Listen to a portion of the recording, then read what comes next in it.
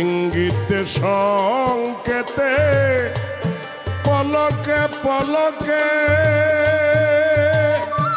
কোথাও যেতে নারী পিছে থেকে ডাকে।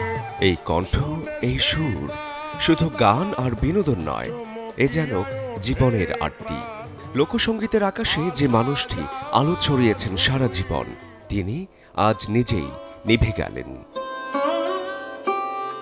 1959 সালে নেত্রকোনার কেন্দুয়ায় জন্ম সুনীল কর্মকারের। মাত্র 7 বছর বয়সেই গানের সঙ্গে বন্ধুত্ব, কিন্তু শৈশবেই টাইফয়েডে আক্রান্ত হয়ে হারান চোখের আলো। দৃষ্টি হারালেও হারাননি পথ।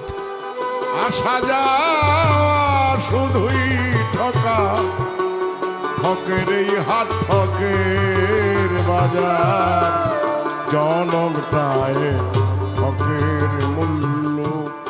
দৃষ্টি নেই, তবু গানই হয়ে ওঠে তার চোখ। বাউল সাধনায় তিনি খুঁজে নেন নিজেকে। ভরাট আর আবেগময় কণ্ঠে আসর মাতিয়ে তুলতেন একাই।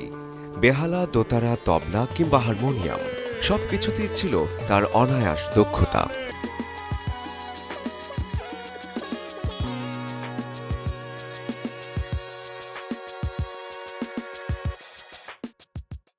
শুনেছি খবর তুমি হদয়ারি সাগর, আমার উপর দয়া হয় না কেনে।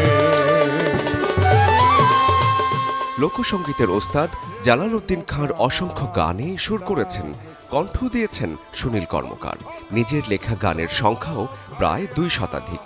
বাউল ধাঁচ, মালজোড়া কিংবা মহাজনী গান, সবখানেই ছিল তার অবাধ বিচরণ। সে হলে আমারি, আমি হতাম তারি,